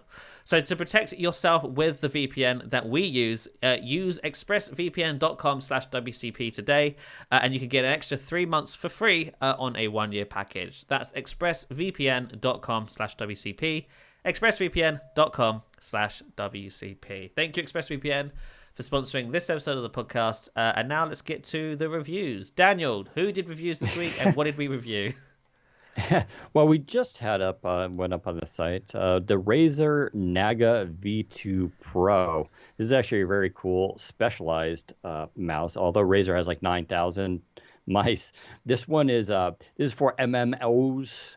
I said that, MMO, massive multiplayer online games. Yeah. So it looks like a mouse, except it has like a bunch of buttons on the side that are all customizable. So this is for bringing up menus and switching weapons. It has up to 20 buttons. Woo, that's a lot of buttons. But anyways, so Dan Thorpe Lancaster, who is leaving us today, reviewed it. He actually plays World of Warcraft, and so he's the go-to person. He gives it 4.5 out of 5. He calls it the best. It's very responsive, great for MMO keybinds, swappable side plates, so you can basically pick how you want the layout, adjustable scroll tension, wireless charging support with the new wireless charger, which is what I still use, and great battery life. Again, somewhat heavy and pricey. Yeah, I mean, well, Razer stuff is always going to be a little bit pricey. It is $180, but that is now available if you would like to purchase it. Cooler Master CK720 mechanical keyboard review. Hot swappable switches for everyone. So hot. This got a recommended award for us with 4.5 out of 5. Easy to customize, sturdy construction, choice of switches from the manufacturer against uncomfortable dial position, disappointing RGB brightness. Master Plus software is impractical for beginners. Yeah, it's amazing. People, we'll talk about Razer, being, issues with it, but like their software is actually kind of some of the easiest to navigate, although I think it still could be better. But there you go. What else did we have? Oh yeah, we had a couple laptop reviews. Asus VivoBook S14 Flip. Go Asus with your names. That's again the VivoBook S14 Flip. We already reviewed the VivoBook S14. This is a 360 version. It's a mid-range laptop. It starts around the $800 mark, and for $800, it's actually pretty solid. If you're going up to the $1,200, $1,100 configuration, you may want to start looking elsewhere. But affordable entry-level pricing, solid performance for productivity tasks. Built-in numeric pad is great for entering numbers. So this has the touchpad that has the has like the little LED that lights up, and so it looks like a normal touchpad, but then it turns into like a number pad, which is really nifty actually. Although the side effect is the touchpad isn't glass and it's kind of like a plastic and feels kind of strange, and you get the usual Asus kind of weird build stuff. But they are using for the first time a weird innovation on here, and they call antibacterial guard. So the plastic is treated in such a way that it's a silver ion coating, and it's found on all the surface, including the keyboard and touchpad. Asus claims that in a period of 24 hours, the antibacterial guard can inhibit bacteria by 99%. That's some pretty weird technology, but kind of cool for people who are kind of germaphobes. It doesn't kill viruses though, right? So separate that from bacteria. So it'll kill bacteria, but won't prevent you from getting the flu or COVID if someone touched your laptop, although you can't really get COVID that way anyway. But there you go. So that got 3.5 out of 5 for a review. We also reviewed the Lenovo ThinkBook 13S Gen 4, a competent, compact, and affordable laptop for business. So that's the other business one that's out there. See, I just lost where that went. Okay, so that got 4.5 out of 5 as well, a recommended award. Compact aluminum design, two-tone finish is fetching, good sound from 2-watt speakers, quality display with narrow bezel, excellent typing, and generous port selection. It doesn't have an IR camera though, so you can realize in fingerprint. It does have McAfee install. So whenever you go to the budget laptops, the more affordable stuff, you want to get McAfee. That's how they subsidize and lower the costs. And the display could be brighter. Yep. So this is the ThinkBook line, which is it's not as high as the ThinkPad, but it's kind of a more affordable range kind of business type laptop. So there you go. We also just quickly reviewed the Asus TUF Gaming X670E Plus Wi-Fi. Solid specs and value for AMD Ryzen 7000 motherboard review for those who want a translation. So if you're into Asus motherboards for AMD, go check that out. We also reviewed the Lenovo ThinkBook 16 piece. That's the bigger version, well built and powerful, but nothing that sets it apart from other creator laptops. That's kind of interesting. And we also reviewed a lot of laptops this week. The Asus ROG Strix Scar 17 SE, which... Yeah, let me repeat that. The Asus ROG Strix Scar 17 SE. But why should you listen to that title? Well, Rich Edmonds, who's also leaving us today, calls it the best gaming laptop to buy this year. Woo! So if you're looking for a new laptop for gaming, he says this is the one you would like to get. It goes up to an Intel Core i9, NVIDIA GeForce RTX 3080 GPU, gorgeous 17-inch display, great design and build quality, solid thermal performance against bulky and somewhat heavy. It is a 17-inch gaming laptop after all. Poor battery life, but it's a gaming laptop again. No web camera, which is always hilarious.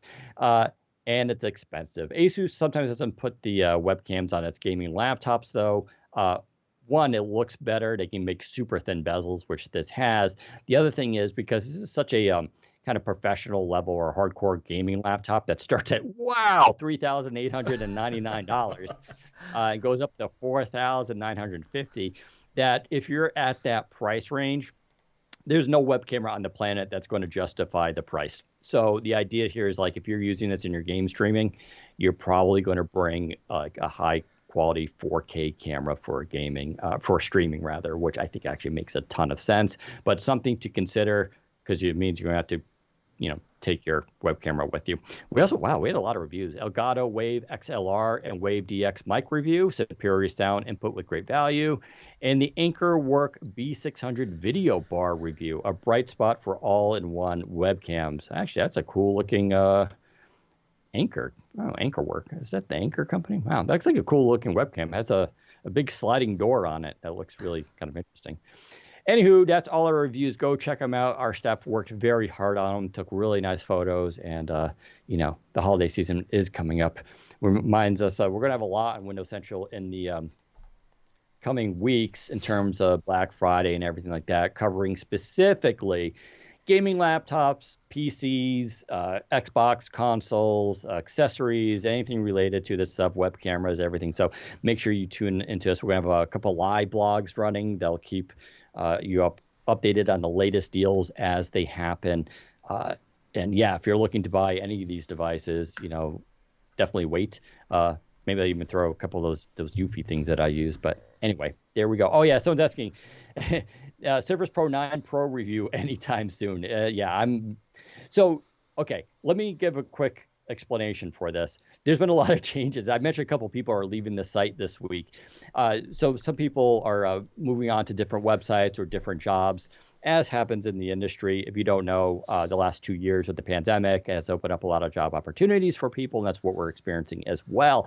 As such, I was the editor-in-chief of Windows Central for 10 years almost, and that was back when it was WM Experts, and then Windows Phone Central, and then Windows Central.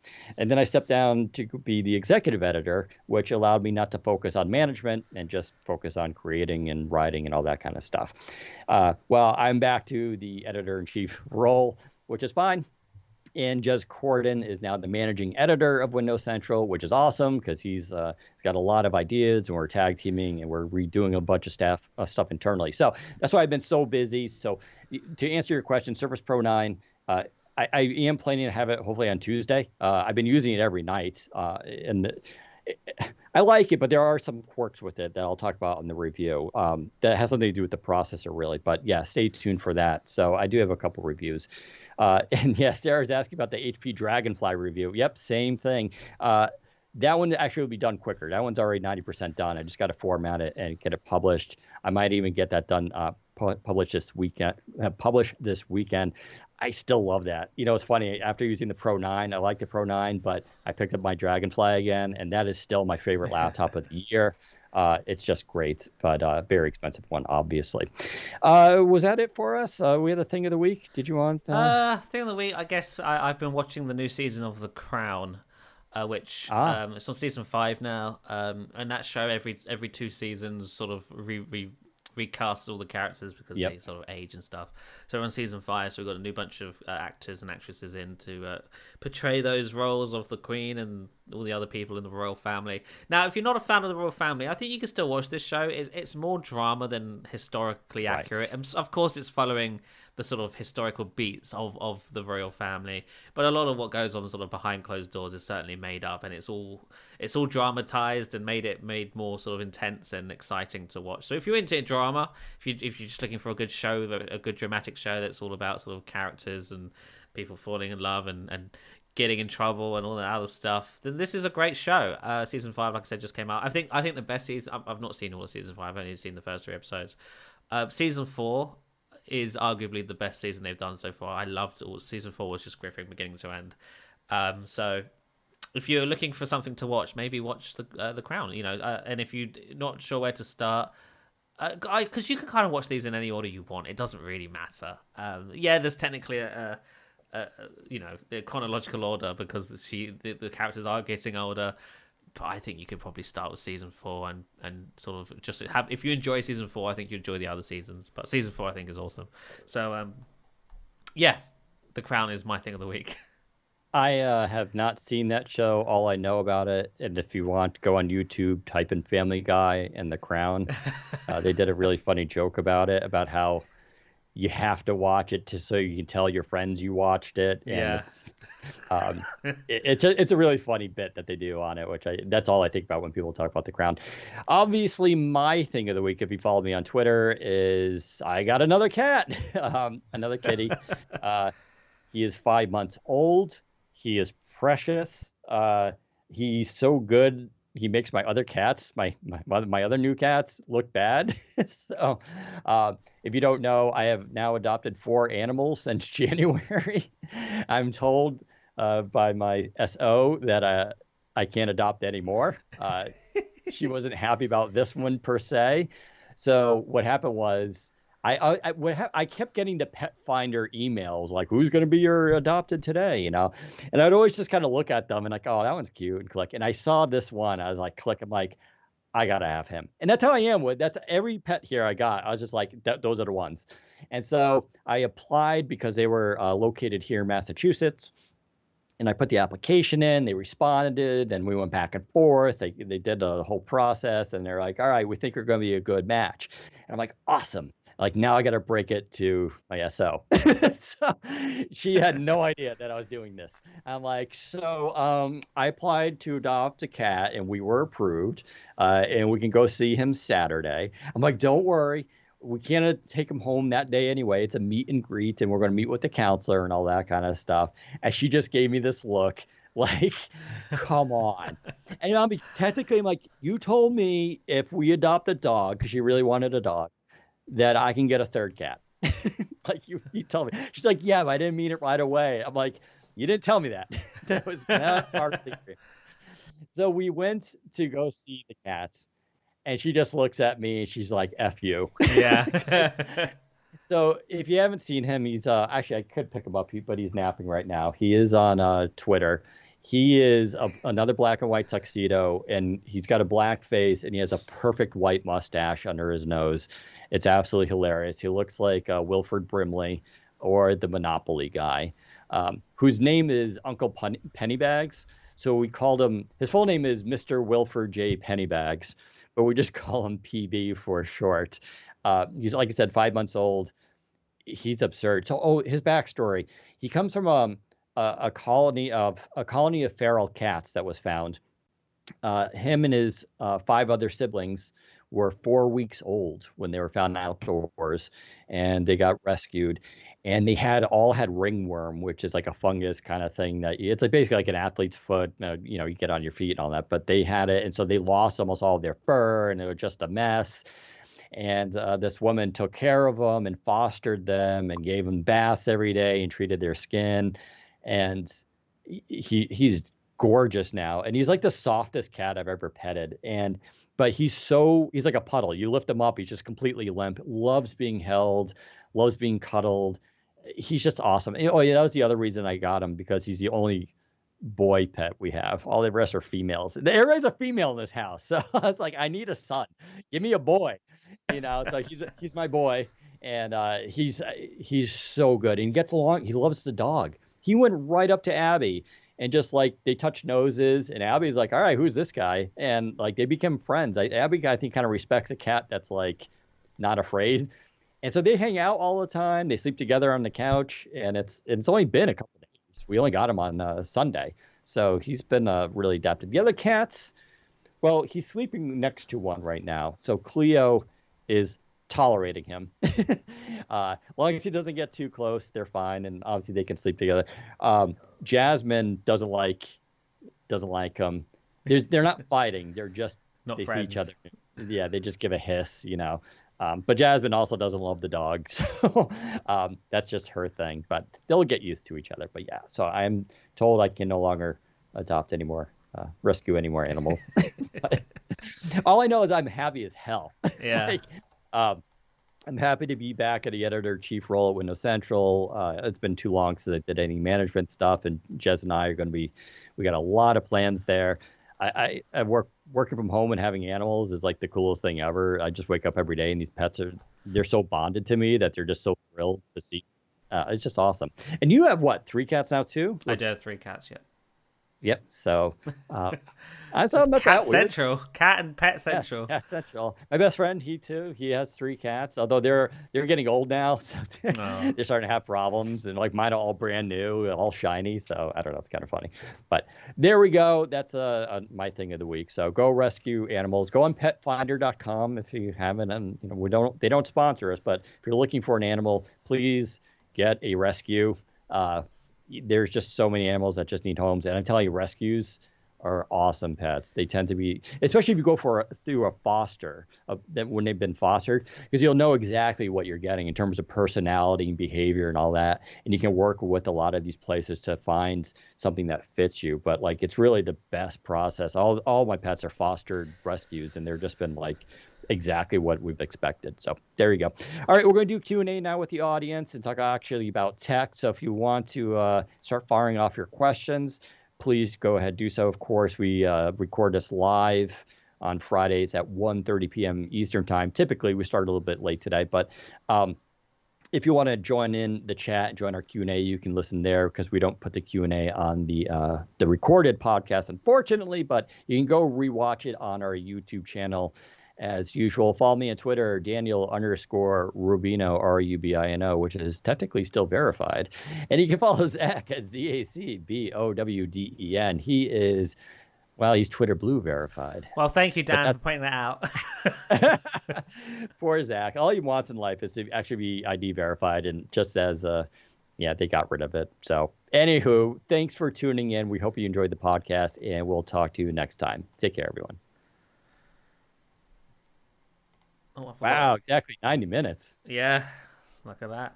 Brilliant. I wasn't even looking at the time. So if you have any questions, now's the time to ask them. I do have to be out of here quite soon, so I have to make this one quick today.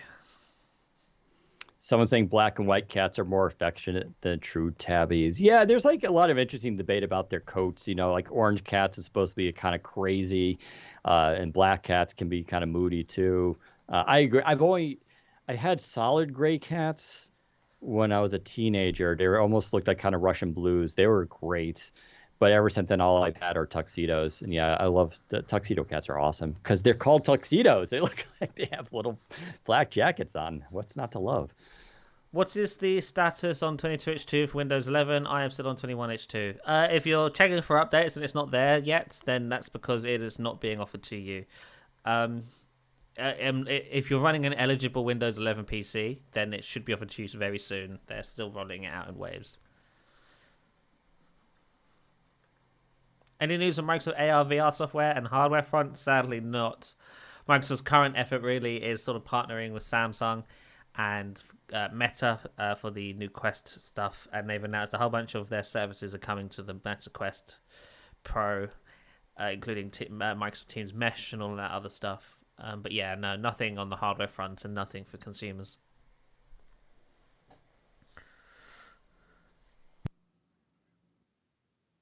I've developed a cough during the podcast. It's just come out of nowhere. It's so annoying. We have a flame point Siamese. I've never heard what that is. He's very temperamental. I've heard that in general about Siamese cats. Oh, wow. That's an interesting looking cat.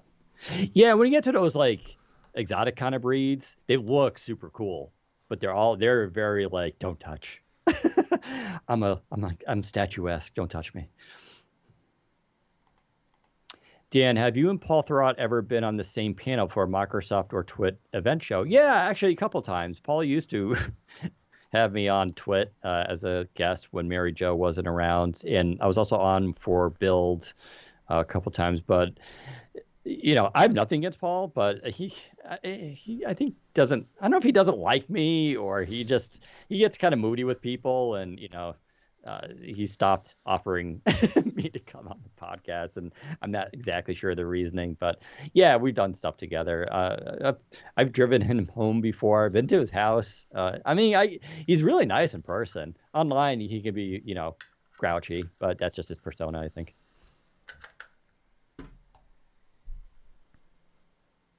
When do you plan on sharing info about Duo 3, Zach? When I'm ready. I don't want to say things before I'm like, you know, confident on them. It will probably be in the next few months. Like, forget about it for now, okay? It's not happening in the immediate future. Christmas present, Surface Laptop 4 or 5? Good question. Tough question. I'll tell you why. So obviously, the Surface Laptop 4 you could probably find for a much more affordable price, so you could save money. And I love Surface Laptop 4. You know, the blue one with the Alcantara, the 13-inch. Oh, it's awesome. I would use that thing all the time. Great. But 12th gen is significantly more powerful. And you do get cool colors, the green or the blue. I would still go for the blue, personally. I will say, you know, hold off. I mean, you are right. You're thinking about the holiday season because I think both are going to be on sale. You know, Surface Laptop 5, I guarantee you'll probably be like $200 off or something. So you're going to be able to, you know, get some discount, and then you can better compare it to the discount you might find on the Surface Laptop 4. But I think no matter what, Laptop 4 is going to be more affordable. They're both good options. And do you need the processing power of 12th gen? It depends what you're going to do, right? If you're just using this as like Word, Office, email, web browsing, you know, that kind of thing, then go get the Surface Laptop 4. If you want to do more, you know, hardcore stuff, I would then, you know, consider getting the one with 12th gen.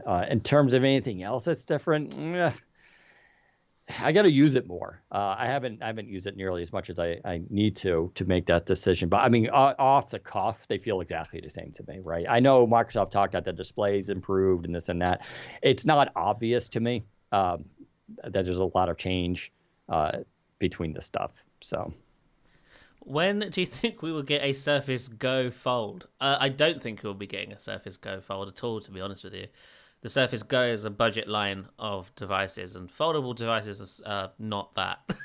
So if anything, we'll probably see a Surface Pro Fold at some point. I would guess 2024, maybe 2025, but not before then.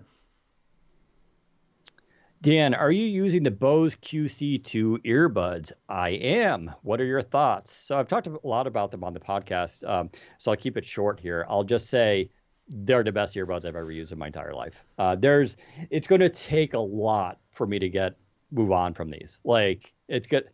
I think they're amazing. They're expensive as hell. You know, $300. Hopefully you can get them on sale. But, you know, I use them for the podcast. I use them on the couch at night when I'm I'm not trying to wake up, someone sleeping next to me. And I use them at the gym, which would surprise me because I have the other Bose Sports ones for the gym. But these work great in the gym. They're actually better because they have the level, uh, the stepping of the level is way more controlled on these, meaning you can really dial in how, you know how it is. Like sometimes you dial in, the volume, hit up, and it's like, oh, now it's too loud. Hit once down, and now it's too quiet. Like these don't have that issue. These have a very nice step for the volume, the active noise cancellation. I said I could do without it at the gym, but now I really appreciate it because you can customize it and how you want. So I have one profile just called like gym that I use. The battery life is good. They're comfortable as anything that can be. I love them. I think they're the best earbuds out there. They work great with all my devices. So there you go. Zach, are you dying? What's going on with you? I don't know. I think I need to get some water. Yeah. Just got a Surface Laptop Studio. Are you still using yours? Also, do you find lifting the screen from the tablet back to laptop screen? Do you find lifting the screen from tablet back to laptop screen tricky? Yeah, it is a little tricky. It's a little weird. Do I still use it? Yeah, actually, it's I have like a stack of laptops by my couch, about 4 or 5 of them. And I kind of rotate. Every once in a while, I'll pick one up. And the Laptop Studio's there because I love the Laptop Studio. I think it's an awesome, awesome device. I wish it had cellular. That'd be the one thing I would add. But other than that, and I know Zach likes it a lot as well. So, but yeah, it's a little odd. Also, Apple VR glasses delayed to 2025. I haven't heard that. Is that true? I've not heard that either. Yeah, I remember Scoble. He's a famous tech guy, and he follows me on Twitter. And someone mentioned this, and he says, no, they're still on time. But let's see. Yeah, there's the headlines. Why Apple's AR glasses could be delayed to 2025 or 2026. And, yeah, Market Watch, Apple AR glasses could be pushed back. Wow, yeah. So there you go. It's a tough technology. Listen, I know, Apple's going to nail it when it comes out, but there's still a lot of use cases and a lot of things that need to be solved before this stuff comes out. So I think everybody has a little bit of time before this stuff catches on. Sorry, Zach, go ahead. I just realized that you were on the other mic. So I was muting my mic as I cough, but you could hear every single one.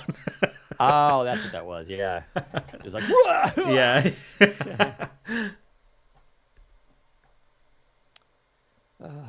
Pro Fold, or did you get this one, the Pro Fold successor to the Neo? I would. It would probably be a spiritual successor. Yeah, I don't know if they'd call it Surface Neo. They might.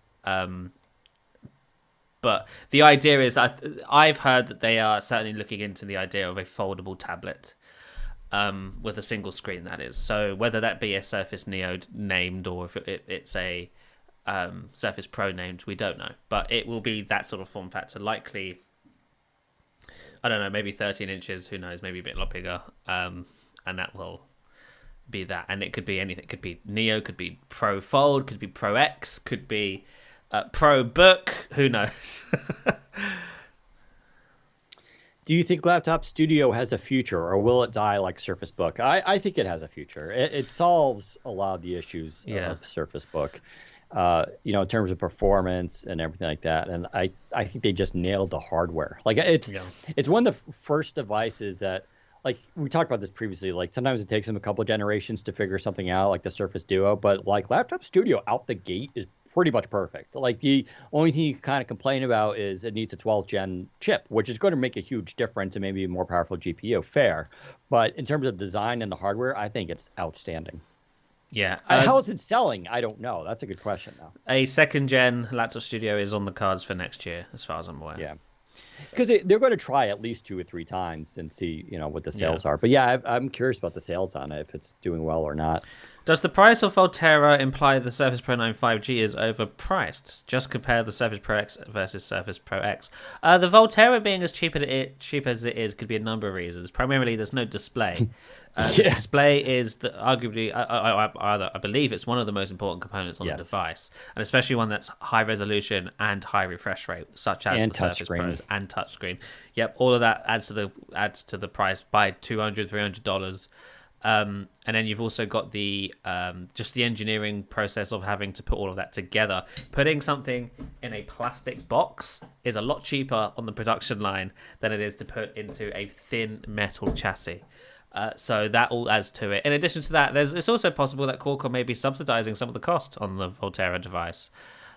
So they might be eating a little bit of the cost there. Yeah, and these things aren't comparable at all, which is exactly why they made Volterra. Because if you were an ARM developer wanting to test your things, you had to go buy something like the Pro X, which was super expensive. So they brought the price down by stripping everything out. But yeah, you throw in the touchscreen, it's absolutely super expensive. Then you got speakers, you have a camera, you have an IR sensor, you have all the other sensors, you have the keyboard connector, the power, like there's like a lot, there's the battery, like all that, like adds a tremendous amount of cost to a device. Not to mention the machining of the chassis is going to be much more sophisticated. Yeah, I mean, these things aren't, it's not that the device is overpriced, not at all, I would say, for the quality of the hardware. What was this question? Who's your dream replacement for Satya Nadella in the future? I have no idea. You know why? I don't work for Microsoft, so I don't know the culture internally. I couldn't tell you a single person. Like, I know people indirectly, or I meet them at events, or I chat with them and stuff, but I couldn't tell you, like, are they a good manager, or are they a good leader? I have absolutely no idea. That's why I think these decisions come internally, and that's fair. So if you give me a list of people, I can maybe. I wonder if Chris Capicella would be a good CEO. He's been there for ages. Elon Musk. Yeah. Could you imagine? Oh, God. It's like, we're getting rid of Office. Yeah, right. Is Laptop Studio light and portable? It's actually not as heavy as you think it would be. I wouldn't call it a portable laptop, though. It is on the bigger side. It's a chunky boy. And if you're looking for something thin and light, you'd go for a Surface laptop. That's what that exists for. True. But I like the size of Laptop Studio. Like, I always kind of a little bit surprised about its size and everything. Like, I don't find it too big or heavy. Like, not like the original like XPS 15s and stuff like that, right? I don't know. I got to compare the weights of them, but it doesn't strike me as a big or heavy laptop. So, but maybe I'm wrong. I don't know.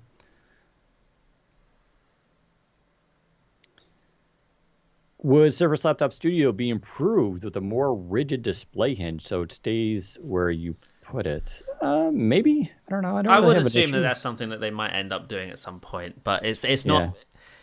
Even if it was there now, I don't think it's something you would find yourself using ever, because the main hinge goes back far enough that any further back it would be kind of weird to be using it at that angle.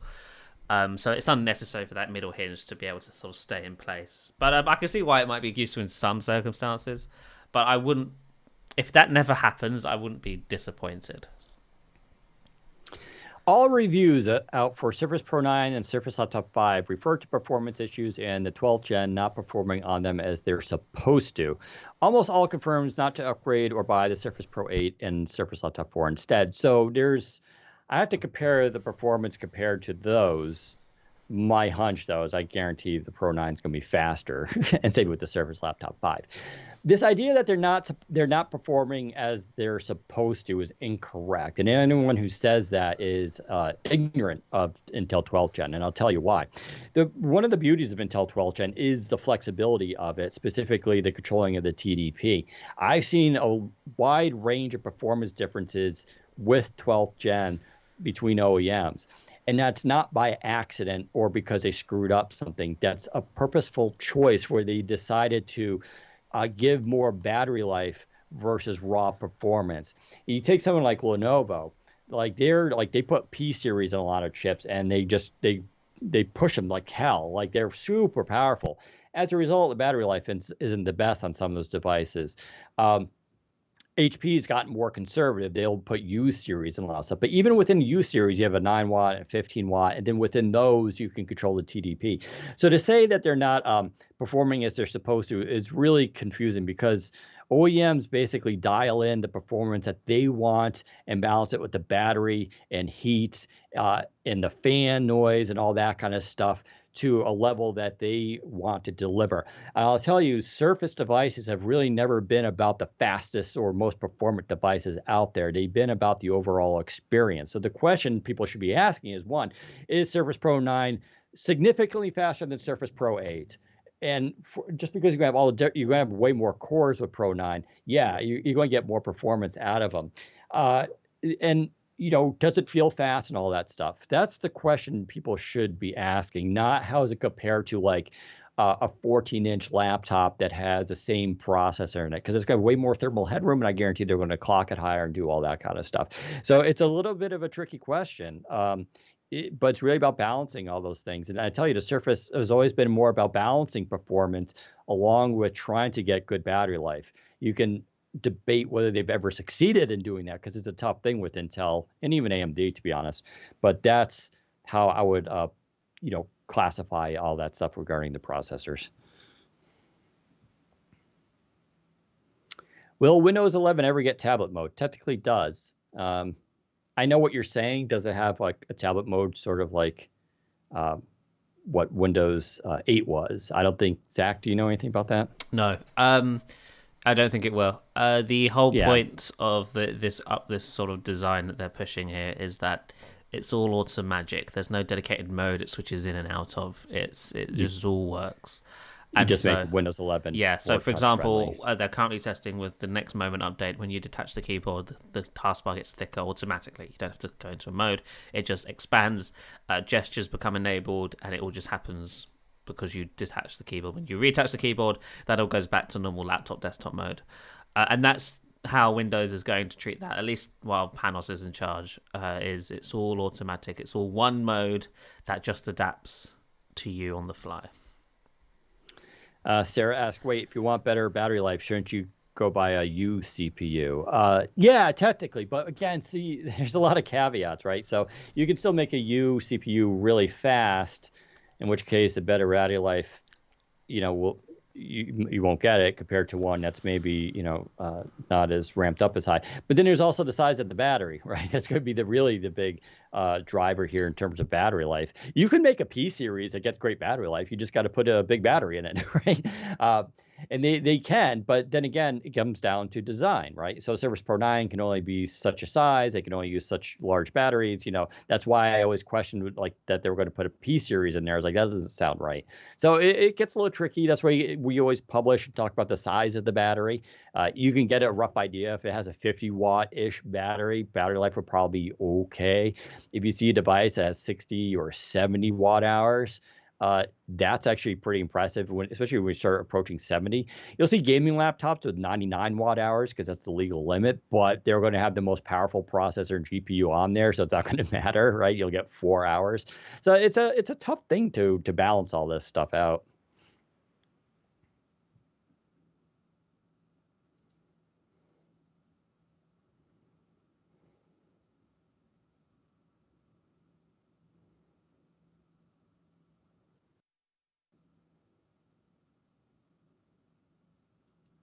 And I think that's maybe it.